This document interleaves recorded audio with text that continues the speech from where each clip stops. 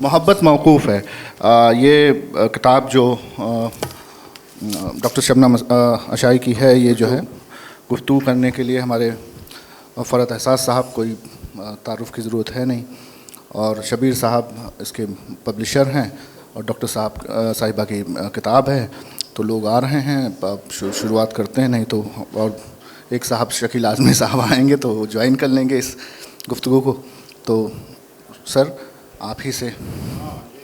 جشن ادب کے اس پروگرام میں، جس میں ہم لوگ ڈاکٹر شبنم اشائی کی کتاب، تازہ کتاب ہے، شاعری کا مجموعہ محبت موقوف ہے، پر کچھ بات چیت کریں گے اور ان سے ان کے شاعری کے سفر کے بارے میں بات چیت کریں گے. اور اس حوالے سے پھر ہم آج کی دنیا اور زندگی اور زمانے کے معاملات پر بھی کچھ غور کریں گے. تو اس وقت ہمارے درمیان یہ شبیر صاحب بیٹھے ہوئے ہیں، جنہوں نے کتاب چھاپی ہے. کشمیر شری نگر میں رہتے ہیں یہ، اور وہاں کا جو پبلشنگ ادارہ ہے ان کا میزان پبلشرز، اور بڑی خوبصورت کتاب انہوں نے چھاپی ہے. اور یہ ڈاکٹر شبنم اشائی ہیں، میں فرحت احساس. ابھی ہمارے ایک اور صاحب شکیل اعظمی صاحب تشریف لائیں گے، ان کو بھی کچھ گفتگو کرنی ہے.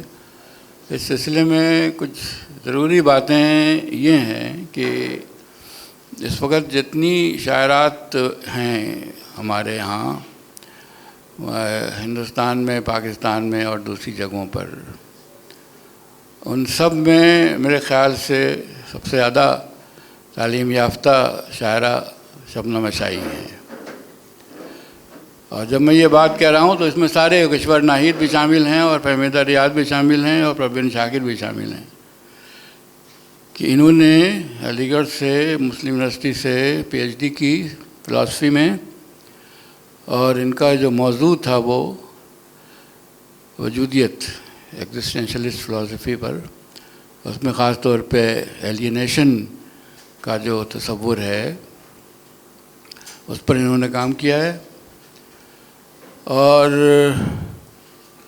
یہ جو ان کا پڑھا لکھا ہونا ہے، یہ ان کی شاعری کا جو عمل ہے اس سے تعلق رکھتا ہے. یہ دونوں کے تعلق سے ایک نیا تعلق پیدا ہوتا ہے کہ عام طور پہ شاعری اور شاعر کے بارے میں ہمارا تصور یہ رہا ہے، ہماری جو مشرقی روایت ہے، کہ یہ شاعر جو ہوتے ہیں وہ تلمیذ الرحمن ہوتے ہیں، خدا کے شاگرد ہوتے ہیں. تو غیب کے جتنے بھی معاملات ہیں تو ان کے پاس علم جو آتا ہے وہ بہت ہی پراسرار طریقوں سے آتا ہے. تو کتاب جو ہے وہ ہماری روایت میں کتاب جو ہے وہ علم کا غیاب ہے، علم کو پر پردہ ڈالنے والی چیز ہے. ایسے ایک حدیث بھی ہے کہ العلم و حجاب الاکبر کہا گیا ہے، کہ یہ علم جو ہے ظاہری علم، مطلب دو طرح کے علم ہیں، ایک ظاہری علم ہے، ایک باطنی علم ہے. اور ظاہری علم جو ہے وہ تداول سے اور روایت سے آتا ہے، کہ کچھ لوگ لکھتے ہیں، کو عقل سوچتے ہیں، اس پر ایک سلسلہ چلتا ہے. تو وہ کتاب کا علم ہوتا ہے، اور ایک علم ہوتا ہے باطنی جو تجربے سے آتا ہے. آئیے شکیل صاحب تشریف لائیے. ہمارے شکیل اعظمی صاحب یہ شاعر طرحدار، اور اب انہوں نے شاعری میں کچھ پہلوانی وغیرہ بھی شروع کر دی ہے. تو ہم یہ کہہ رہے تھے کہ شبنم اشائی صاحبہ کی کتاب پر ہم لوگ بات چیت کر رہے ہیں. تو یہ گفتگو کر رہا تھا میں کہ یہ اس وقت پوری جو شاعرات کا جو کی دنیا ہے، اس میں بہت زیادہ بلکہ سب سے زیادہ پڑھی لکھی خاتون ہیں یہ.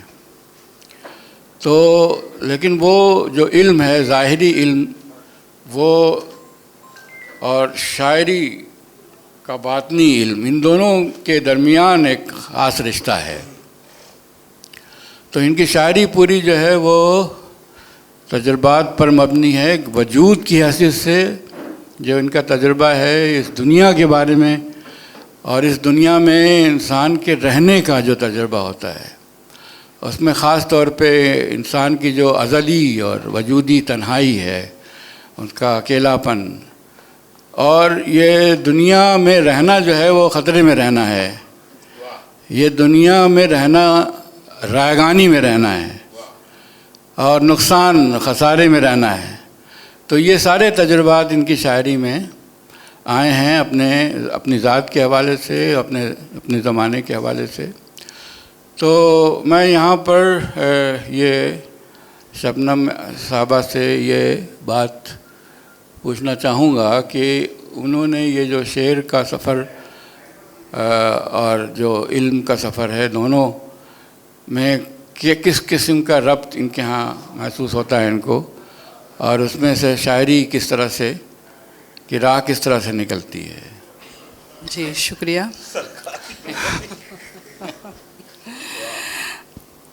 دیکھیے آدم کو پیدا کیا گیا اور مجھے اس کی پسلی سے نکالا گیا، یعنی میری سوچ آدم سے مختلف ہے. چیزوں کو دیکھنے کا وتیرہ جو ہے عورت کا مرد سے الگ ہے. ایک چیز مشترکہ ہے حوا اور آدم کے جو ان کا اثاثہ ہے وہ ہے دکھ. دکھوں پر کسی کی اجارہ داری نہیں. ہم سب کہیں نہ کہیں دکھوں کے پالنے میں پلتے ہیں، بڑے ہوتے ہیں، جوان ہوتے ہیں، بوڑھے ہوتے ہیں. دکھوں کے پالنے میں ہم زندگی بھی کرتے ہیں، لیکن جو ایذا جو تکلیف ہمیں پہنچتی ہے اس سے نجات پانے کی جو کوشش ہے، تمنا ہے، وہی شاعری ہے. اور پھر یہ جو دکھ ہوتے ہیں یہ بھی طرح طرح کے ہوتے ہیں. یہ اپنے بھی ہو سکتے ہیں، پرائے بھی ہو سکتے ہیں، یہ سیاسی بھی ہو سکتے ہیں، سماجی بھی ہو سکتے ہیں، یہ اقتصادی بھی ہو سکتے ہیں، نفسیاتی بھی ہو سکتے ہیں. اور تنہائی کا بھی ایک دکھ ہوتا ہے. میں بہت بچپن ہی میں تنہائی کے دکھ سے آشنا ہو جاتی ہوں. یہی تنہائی آگے چل کر میری شاعری بن جاتی ہے. پھر بڑے ہو کے زندگی سے واسطہ پڑتا ہے تو زندگی کا جو چہرہ میرے حصے میں آتا ہے بھیانک ہوتا ہے. تو اپنے اندر جھانکنا شروع کر دیتی ہوں. میں سمجھتی ہوں کہ اپنے آپ کو سمجھنا، اپنے اندر جھانکنا ایک عبادت کے برابر ہے. بلکہ سقراط نے تو ساری زندگی اپنے آپ کو سمجھنے میں گزار دی، بلکہ وہ تو ساری عمر یہی مناجات کرتے رہے کہ یا باری میرے من اور بانی کا فرق مٹا دے، میرے ظاہر اور باطن کو ایک کر دے. تو میرے باطن کی جو فضا ہے، جو زمین ہے، وہ نظم کی زمین ہے، نظم کی فضا ہے. یہ آپ کشمیر کی سے تعلق ہے آپ کا، اور کشمیر کا ایک بہت قدیم خاندان ہے جس سے آپ تعلق رکھتی ہیں.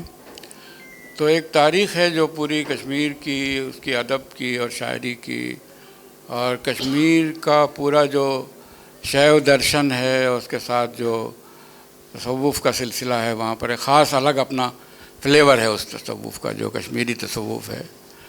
تو اس جو روایت سے آپ اپنے آپ کو کہاں، جیسے للہ دید ہیں جو بہت مشہور ہیں، باہر کے لوگ بھی جانتے ہیں ان کو. تو شبنم اس طرح کی جو تصوف پر جو مبنی جو فکر ہے اور جو شاعری ہے اس سے آپ کس طرح سے ریلیٹ کرتی ہیں اپنے آپ کو؟ من کا تعلق ہی تصوف سے ہے. میری ایک کتاب ہے من بانی، ایک ہے من میں جمی برف، ایک ہے کیتھارسس. کیتھارسس کا مطلب ہی تزکیہ نفس ہے، من کی صفائی ہے. نہیں تو اس میں جو ایک کثافت جو آتی ہے نا، جی. مطلب دنیا میں آپ رہتے ہیں تو دنیا کے دیے ہوئے جو زخم ہیں تو وہ زخم اتنے زیادہ صاف ستھرے نہیں ہوتے ہیں, جی ان میں کافی آلودگی ہوتی ہے. جی. تو اس آلودگی کو آپ کیسے صاف کرتے ہیں شاعری اپنی تک لانے میں؟ کیتھارسس کرتے کرتے. اچھا. جی. ہاں, تو لفظ اور یہ تو شاعری کا تجربہ جو ہوتا ہے وہ تو بے چہرہ ہوتا ہے بالکل ہے. جی. اس کو ہم کہیں لفظ دینے پڑتے ہیں, لباس میری دینے تو پڑتے عنوان ہیں. بھی نہیں ہوتے میری نظموں. ہاں, تو یہ جو ہیں ان کا خاص ایک ان کی شاعری ہے اس میں جو نظمیں ہیں ان کا عنوان بالکل نہیں ہوتا کوئی بھی. آپ اس کو نہ 1 2 3 سے شاید کر سکیں. کسی بھی کتاب میں اگر لکھنا ہو آپ کی نظموں کے بارے میں تو یہ کہا جائے گا کہ فلاں کتاب میں نمبر 1 یا نمبر 2 نظم کا حوالہ دیا جائے گا. پڑھنے والا نمبر ڈھونڈتا رہے. ہاں, نمبر میں. شکیل اعظمی صاحب کی خاص خواہش تھی کہ میں نظموں کا عنوان یہ اہتمام آپ نے کیسے کیا کہ صرف عنوان نہ دیا جائے؟ دیکھیے, ہم جب اس دنیا میں آتے ہیں ہمارا کوئی نام نہیں ہوتا. پھر اپنے اپنے مذہب کے مطابق سماج میں ہمارے نام رکھ دیے جاتے ہیں. انسان کا نام رکھنے اور نظم کے عنوان دینے میں کچھ مماثلت ہے. جیسے ہمارا نام ہمارے صفات کا احاطہ نہیں کر سکتا, ویسے ہی نظم کا جو عنوان ہے وہ اس نظم کے عنوان کا احاطہ نہیں کر سکتا. میری ایک نظم ہے, شب بھر رات میرے تھن چوستی رہی, پاؤں پھٹے ہی صبح کے سینے پہ سو گئی, میری بانجھ باہیں دن کے اجالے میں تنہائیاں سہلاتی ہیں. اگر مجھے اس نظم کا عنوان دینا ہوتا تو میں اس کا عنوان تنہائی رکھتی, لیکن شکیل اعظمی صاحب کی نظر سے جب یہی نظم گزرتی ہے تو انہیں اس میں نہ صرف تنہائی بلکہ کہیں بچہ, کہیں ماں اور نہ جانے کیا کیا نظر آتا ہے. کہنے کا مطلب یہ کہ قاری کی آزادی جو ہے وہ بہت ضروری ہے. قاری اپنی آزادی کے مطابق حظ اٹھا سکتا ہے چیزوں کو. میں قاری کو باندھ نہیں سکتی عنوان کے تحت. عنوان جو ہے وہ ایک پرٹیکولر جہت دیتا ہے, اور اگر میں عنوان کی وساطت سے نظم لکھوں تو نظم جو ہے وہ عنوان کے ماتحت رہے گی, نہ کہ میرے من کے, نہ کہ میرے تخیل کے. ٹھیک ہے, یہ تو آزاد. آپ قاری کو زیادہ پابند نہیں کرنا چاہتے ہیں آپ. جی. اور یہ نظموں میں کسی چیز کی پابندی نہیں کرتی ہیں یہ. اچھا. میٹر کی نہیں, ردیف کی نہیں. ہاں, تو نظموں میں تو بالکل آزاد نظم ہوتی ہے. تو وہ تو خیر ایک دوسری بحث ہے. تو اب تو ہم نے چیزوں کو بہت زیادہ کھول دیا ہے اور بہت سی پابندیاں اٹھا دی گئی ہیں. شرط صرف یہ ہے کہ یہ آپ کو یہ جو ایک سلسلہ ہے آزاد نظم کا, تو بہت دن ہو گئے, ہمارے 100 سال ہو گئے, اور اس 100 سال کے درمیان بہت سی تبدیلیاں ہمارے یہاں نظم کے ساخت میں, اس کے اسٹرکچر میں آئی ہیں, اور اس کے اظہار کے طریقوں میں تبدیلیاں آئی ہیں, اور اپنے اپنے طور پہ لوگوں نے باتیں کی ہیں.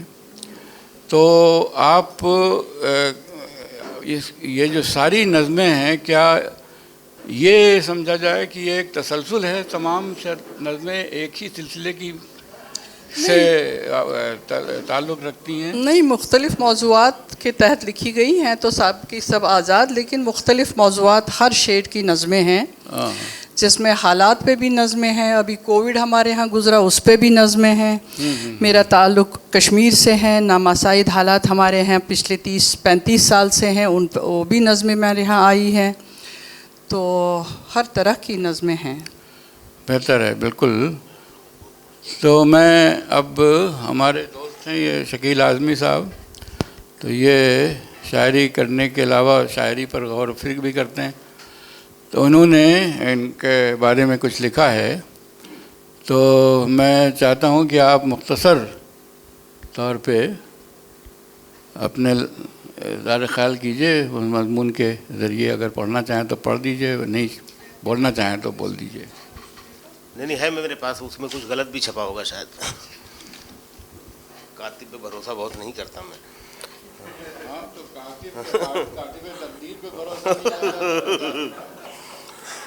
شکریہ فرحت بھائی. فرحت احساس صاحب ہمارے ملک کے آج غزل کے سب سے بڑے شاعر ہیں, ہم سب کے بڑے ہیں. میں ان کا بہت احترام کرتا ہوں, بڑے بھائی بھی ہیں, دوست بھی ہیں. اور بڑی محبت کرتے ہیں مجھ سے. یہ شبنم اشائی کے بارے میں ابھی جو خیال فرما رہے تھے فرحت بھائی کے پورا ان کا وجود ان کی نظموں میں ہے اور من کے تعلق سے باتیں ہو رہی تھیں. یہ ساری باتیں کہیں نہ کہیں میرے اس مضمون میں آئیں گی جس میں نظموں کے تعلق سے اور ان کی شخصیت کے تعلق سے بات چیت ہوئی ہے. میں ان سے کہہ کے کہ مجھے پڑھ لینے دیجئے جلدی سے. 2:30 بجے میرا دوردرشن پہ مشاعرہ ہے, لیکن فون پہ جس اداسی کا اظہار انہوں نے کیا تھا میں آدھا مر گیا تھا. میں نے سوچا مجھے جانا ہی چاہیے. اس کا عنوان ہے مضمون کا شبنم اشائی کی نظموں میں شبنم اشائی پن. یہ جو پن ہے یہ بڑی ریاضت کے بعد آتا ہے, اور جب آپ بالکل اوریجنل ہوتے ہیں, کاپی نہیں کرتے. بڑے بڑے شاعر کاپی کرتے ہیں, اچھا شعر کہیں سے آتا ہے اس کو چربا کر لیتے ہیں ادھر ادھر گھما کے. انہوں نے جو لکھا ہے جو کچھ ان کا اپنا ہے. مطلب شبنم اشائی پر اگر کوئی مضمون لکھتا ہے کوئی ناقد یا کوئی شاعر تو وہ شبنم اشائی کے لیے ہی ہوگا, وہ مضمون کسی اور کے لیے نہیں ہوگا. یہاں پہ ہمارے دوست بیٹھے ہیں, ابھی میں حقانی صاحب ہمارے نئی نسل کے, ابھی تو یہ نسل بھی نئی نہیں رہی, اس میں کافی مطلب بڑا نام ہے تنقید میں. تو اجازت ہے حقانی بھائی. 90 کی دہائی میں ادبی منظرنامے پر جن 2 موضوعات پر خوب مباحثے ہوئے ان میں ایک موضوع مابعد جدیدیت تھا اور دوسرے کا تعلق نثری نظم سے تھا. نثری نظم کے زیادہ تر مباحثے اس کی ساخت اور نام کے حوالے سے تھے. سنجیدہ لکھنے والے ادبا و شعراء کی بڑی تعداد اس نظم کو نظم کے طور پر قبول کرنے کے خلاف تھی. انہی لوگوں کی جانب سے نثری نظم کا نام نظم تجویز کیا گیا. کچھ شعراء نے نثری نظم کو اس شرط کے ساتھ قبول کیا تھا کہ نثری نظم لکھنے کا حق انہیں ہے جو پابند بھی لکھنے کی قدرت رکھتے ہیں. پروفیسر وارث علوی جیسے بڑے نقاد نے ایک مضمون میں نظم پر گفتگو کرتے ہوئے لکھا تھا کہ آزاد نظم کے بعد نثری نظم کے پاس کھونے کو بچا ہی کیا ہے, ننگی نہائے گی کیا اور نچوڑے گی کیا. ہندوستان میں نثری نظم ہندی کویتا کی شکل میں پہلے سے موجود تھی, لیکن اردو میں اس کی روایت ہندوستان میں نثری نظم ہندی کویتا کی شکل میں پہلے سے موجود تھی, لیکن اردو میں اس کی روایت قمر جلیل, علی محمد فرشی, نصیر احمد ناصر اور احمد ہمیش وغیرہ کے ذریعے پاکستان میں شروع ہوئی. رسائل میں چھپ کر جب یہ نظم بھارت آئی تو ندا فاضلی وغیرہ جیسے, اس میں 3-4 نام اور تھے وہ اس نے کاتب نے نکال دیے. رسائل میں چھپ کر جب یہ نظم بھارت آئی تو ندا فاضلی وغیرہ جیسے بڑے شعراء نثری نظم کی جانب راغب ہوئے, لیکن جلد ہی آزاد نظم کی طرف لوٹ بھی گئے تھے. اگر میں اپنی بات کروں تو نثری نظم لکھنے والوں سے میں خاصا متعصب رہا ہوں, اور وہ اس لیے کہ کوئی نثر لکھ کر خود کو شاعر کیوں کر کہلوا سکتا ہے. اگر نثری نظم کو شاعری کی تصانیف میں جگہ مل گئی اور اچھے برے کے پیمانے کو طاق پر رکھ دیا گیا تو کوئی بھی نظم کے نام پر چند چھوٹے بڑے جملے گھسیٹ کر شاعر بن جائے گا. اس تعصب کے برعکس کئی نثری نظم لکھنے والے شعراء میرے لیے محترم بھی رہے ہیں, جن کی نظموں میں آرٹ, کرافٹ اور تخلیقی شعریات کے سبب نظمیت کی فضا قائم ہوئی ہے, اور جنہیں میں شاعری کے قوانین کے دائرے میں رہ کر خراب لکھنے والوں پر ترجیح دیتا ہوں. ایسے شعراء میں گلزار, صلاح الدین پرویز اور جینت پرمار وغیرہ سامنے کی مثالیں ہیں. ان اہم لکھنے والوں میں ایک خاتون شاعر بھی ہے جس کا نام شبنم اشائی ہے. شبنم اشائی کا تعلق کشمیر سے ہے. وہ آل انڈیا ریڈیو سری نگر کی براڈ کاسٹر ہیں, لیکن ان کا تعارف نہ تو کشمیری ہونے میں ہے اور نہ ہی ریڈیو کی براڈ کاسٹر ہونے میں. کشمیر میں بہت ساری شبنمیں ہوں گی, لیکن ان میں کوئی شبنم اشائی نہیں ہے. ریڈیو پر بہت ساری خواتین براڈ کاسٹر ہوں گی, لیکن ان میں بھی کوئی شبنم اشائی نہیں ہے. शबनम अशाई का परिचय उनके शबनम अशाई होने में है, बल्कि शबनम अशाई पन में है। वो ये बात खुद भी जानती हैं, इसीलिए उन्होंने अपने नाम के साथ ये दुमछल्ले कभी नहीं लगाए। ये खुद एतमादी उन्हें अपनी नज़मों से मिली है।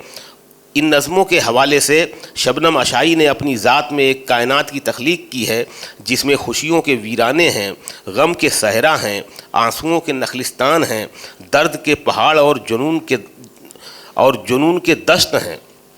उनकी इस दुनिया में उनके अपने मौसम हैं, अपने रंग हैं, अपने पेड़ पौधे हैं, अपने फल फूल हैं, तितलियां, परिंदे, जानवर, सब के सब उनके तजर्बात और महसूसात की कोख से पैदा हुए हैं। जाने कितनी नदियां हैं जो उनके अंदर बहती हैं, कितनी तो बहते बहते सूख भी जाती हैं, लेकिन उनका आसमान उन्हें देर तक खुश्क नहीं रहने देता। बारिश होती है और नदियां फिर से बहने लगती हैं। सर्दियों में उनकी ज़मीन पर बर्फ़बारी होती है। ये बर्फ़बारी उन्हें सर्द नहीं करती, आँच से भर देती है। इसीलिए बर्फ़ में रहकर भी उनका रंग सांवला रहता है। जाने कैसी आग है जो बर्फ़ में भी जलती रहती है। शायद ये आग दर्द की आग है, जो हवा से नहीं पानी से मिलकर भड़कती है, जो हवा से नहीं पानी से मिलकर भड़कती है। पानी का नाम सिर्फ पानी नहीं, बर्फ भी है, आंसू भी है। यही वो आग है जिससे लिपट कर उन्हें नसीब हुई है रूह की शनासाई, जिस्म की तन्हाई, नाम की पहचान और चेहरे का दर्पण, यानी शबनम अशाईपन। आइए उनकी नज़मों में उस दर्द को तलाश करते हैं जिसने उन्हें शबनम अशाईपन अता किया। सब नहीं, लेकिन 2-4 नज़मों के इक़्तिबासात पढ़ देता हूँ। रात के कैनवास पे नींद बनाना चाहती हूँ। सुनिएगा, रात के कैनवास पे नींद बनाना चाहती हूँ। दिन की चोटी खोलती हूँ, टूटे गेसुओं को घुटन से आज़ाद करती हूँ। रंग कैद हैं रात के सीने में, नींद असीर है मस्क शुदा मोहब्बतों के चेहरों में। रंग और नींद के आज़ाद करने में बदन लहू लुहान है और मन बेलिबास। अगली नज़्म है, रात नौयत बदल गई। रात की नौयत, ये भी देखिए उसने गलत लिखा। रात की नौयत बदल गई उदासी, नहीं ठीक है, रात नौयत बदल गई उदासी की। शिकस्त खुर्दा खुशी ने जब दस्तक दी, शशो पंज में मेरे हाथ मन के दरवाजे पर ठहर गए। किवाड़ खोलूं के नहीं, दिल पे चश्मा मोहब्बत मौकूफ़ है, इश्तिहार पढ़ूं के नहीं। यहीं से ये किताब का नाम आया है, मोहब्बत मौकूफ़ है। अब मैं आपको, आप पढ़ेंगे ये किताब, मैं आगे से सुनाता हूँ जो मैंने लिखा है। ये मैं नज़मों के इक़्तिबास छोड़ता हूँ, ठीक है? नहीं, थोड़ा वक्त दे दीजिए। मैं शबनम अरे एक सांस में सुना रहा हूँ। शबनम अशाई की ये नज़में मोहब्बत की नज़में हैं, मोहब्बत की नहीं बल्कि मोहब्बत के दर्द की नज़में हैं। ये नज़में उस सज़ा की नज़में हैं जो उन्हें मोहब्बत के नाम ना देने की पादाश में मिला है। इसीलिए उन्होंने अपनी नज़मों को बिला उन्वान रखा है। जब तख्लीक और तख्लीककार दोनों एक हो जाएं तो माँ और बच्चे की तफरीक मिट जाती है। जिस तरह खुदा इंसानों को नाम के बगैर पैदा करता है, इंसान का समाज और ख़ानदान, मज़हब और ज़बान के एतबार से उसका नाम तजवीज़ करता है, इसी तरह शबनम अशाई की नज़में भी बिला उन्वान हैं। उनके कारी को ये हक़ है कि वो अपनी पसंदीदा नज़मों को अपनी पसंद का नाम दे सकते हैं। वैसे भी दर्द का ना कोई नाम होता है, ना ज़बान, ना मज़हब। दर्द तो बस जिया जाता है, वो भी किसी शिकायत, एहतजाज और बगावत के बगैर। शबनम अशाई ने ऐसा ही किया है। उन्होंने अपने दर्द को जिया है और उसे जी कर नज़्म बनाया है। दर्द एक है, नज़्में बेशुमार। दर्द का ये बंटवारा उन्हें मंजूर न था, लिहाजा उसे बिला उन्वान ही रहने दिया। शबनम अशाई का दर्द आराम के लिए रात के कैनवस पर नींद बनाता है और दिन की चोटी खोलकर शाम के उन गेसुओं को चोटी से आज़ाद करता है जो दर्द की तकलीफ़ से टूट गए हैं और जिन्हें निजात मिल गई है। उनका दर्द आंसुओं से वसूल करके अपने महबूब के लिए नफिल की रकातें पढ़ता है और अपनी हथेलियों पर दुआएं सजाकर उसके चेहरे पर मलता है और उसे ताज़ा दम रखने के लिए अपनी पलकों की शाखों पर खुशबूदार ओस जमाता है और अपनी आँखों को समंदर बनाकर उसकी दिलजोई के लिए उसे ज़िंदगी से पुरमनासिर की सैर करवाता है। उनका दर्द अपने वजूद के अंदर अपने महबूब के नाम मोहब्बत का एक जजीरा तख्लीक करता है, लेकिन महबूब उसमें उतरे बगैर बाहर ही बाहर उसके किनारों से लिपट कर उसे हिज्र के सहरा में तन्हाई के हवाले करके गायब हो जाता है। महबूब की बेवफा आंखें उसे अजनबियत का एहसास दिलाती हैं और अपनाइयत से इतना दूर कर देती हैं कि मीलों के फासले पैदा हो जाते हैं। महबूब का तल्ख लहजा उसकी मोहब्बत को यकबस्ता और उसे मुंजमिद कर देता है। ये सर्द मोहब्बत उसे आतिशदान के हवाले कर देती है, जिसमें वो खुद भी जलता है और मोहब्बत भी। दर्द और मोहब्बत जल कर भी फना नहीं होते, बल्कि शबनम आशाई के मन की ओढ़ी हुई राख में चिंगारी बनकर ज़िंदा रहते हैं और देर तक आंसू बनकर उनकी आँखों से टपकते रहते हैं। उनकी आँखें तलाश करती रहती हैं उस पल को जिसमें खिले थे मोहब्बत के फूल जो अब मुरझा चुके हैं। मोहब्बत के इन्हीं मुरझाए हुए फूलों का नाम है दर्द, जो शबनम आशाई और उनकी नज़मों में महक रहा है। शबनम आशाई की ये नज़में ख़ुद को मशीन और औजार न समझने की गलती की भी नज़में हैं। ये नज़में अपने महबूब को अपना सरापा सौंप देने के बावजूद अपने मन को ग़ुलामी के असर से आज़ाद रखने के गुनाह की भी नज़में हैं। मुंदरजा बाला नज़मों के इक़्तिबासात में लफ्ज़ मन का इस्तेमाल मुख्तलिफ़ ज़ावियों, पैरायों और तराकीब के साथ किया गया है। ये मन दिल नहीं है, जो देखिएगा, ये मन दिल नहीं है, दिल तो जिस्म की मशीन का एक पार्ट है और मन जिस्म की बुनियाद है, जिससे जुड़ा है होना ना होना और जिस पर टिका हुआ है पूरा वजूद। शबनम आशाई का ये जो मन है, इस मन का भी अपना मन है, अपना चेहरा है, अपनी आँखें हैं, अपने होंठ हैं, दिल है, दिमाग है, हाथ पाँव हैं, अपनी सोच, अपने इरादे, पसंद नापसंद और अपने फ़ैसले हैं। ये मन उनके दर्द का चिला कलान है, जिसमें वो मोहब्बत की फ़रन पहनकर अपनी तन्हाइयाँ सुलगाती हैं। ये मन उनके ख़यालों की शबदेग है, जिसमें रात भर उनकी नज़में पकती हैं। ये मन उनके अंदर की लल्ला आरिफा है, जो अपनी ही दुनिया में मोहब्बत की तलाश में भटकती रहती है। शबनम आशाई के मन और दर्द के दरमियान एक अनोखा और गहरा रिश्ता है। इन्हीं दोनों ने मिलकर शबनम आशाई की तख्लीक की है और उन्हें शबनम आशाईपन की पहचान दी है। आइए कुछ और नज़मों पर बात करते हैं। अब मैं आखिरी पैराग्राफ पढ़ देता हूँ। सर 10 दिन रातें काली की हैं, पढ़ा है, नोट्स लगाए हैं, बहुत दिल से काम करता हूँ मैं, या तो नहीं करता। कुछ नज़में कोट की हैं और फिर ये आखिरी पैराग्राफ है। ये नज़में, एक दो नज़में सुन ले तो आपको समझ में आएगा कि क्या है। पता है, लेकिन काम पक्का तो कर लूँ यार, ठीक से तो कर लूँ। अब छूट गया तो क्या हुआ, जाने दो, अगर नहीं पहुँचा तो। सुनी ही थी कि माँ नज़्म की दस्तक। अब इसमें जो है ना, नज़्म की जो तख्लीक है, उसका जो प्रोसेस है, उस पर बात की है मैंने। तो थोड़ा सा मैं ये नज़्म सुन लेंगे तो आप समझ में आएगा, और वहीं ख़त्म करता हूँ। इम्पैक्ट आना ज़रूरी है आखिरी उसका। नज़्म की दस्तक सुनी ही थी कि माँ दरवाज़ा खटखटाने लगी। नहलाती मुझे जी आई, ममता कड़वाहट बनकर हम्माम तक फैल गई। तसादात के पसीने में लथपथ मेरा मन इंतज़ार में था। नज़्म आए और खंगाले कड़वाहट तमाम मेरे मन की। माँ का रुपहला बदन धोते धोते पानी मीठा हो गया। ओह, माँ का रुपहला बदन धोते धोते पानी मीठा हो गया। उनके पिस्तान से टपकते पानी में तमाम कड़वाहट घुल गई। मन मिठास से भर गया, मैं शहदीली हो गई और नज़्म रुपहली।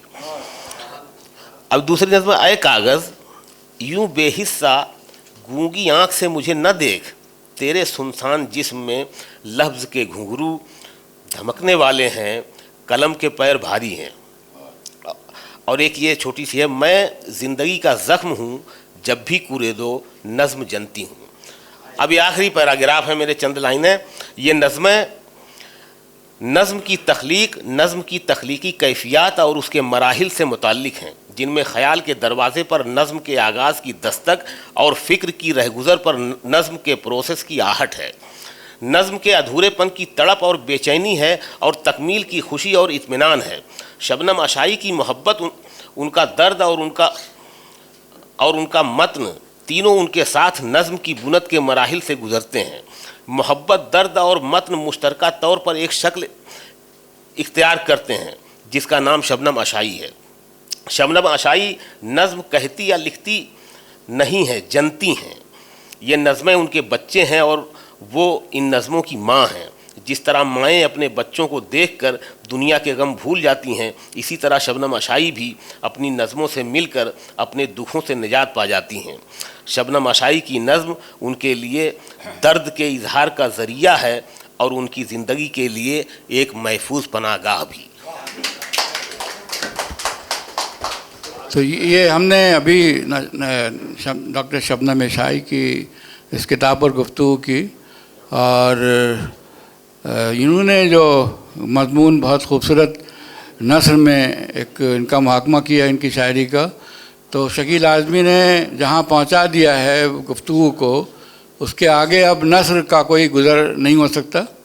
तो अब हम नस्र इनकी बराह रास्त इनकी शायरी को पढ़ें और उसमें देखने की कोशिश करें कि वो इनके वजूद और इनका ज़माना, उनकी ज़िंदगी किस तरह से ज़ाहिर हुई है इसमें। बहुत बहुत शुक्रिया आप।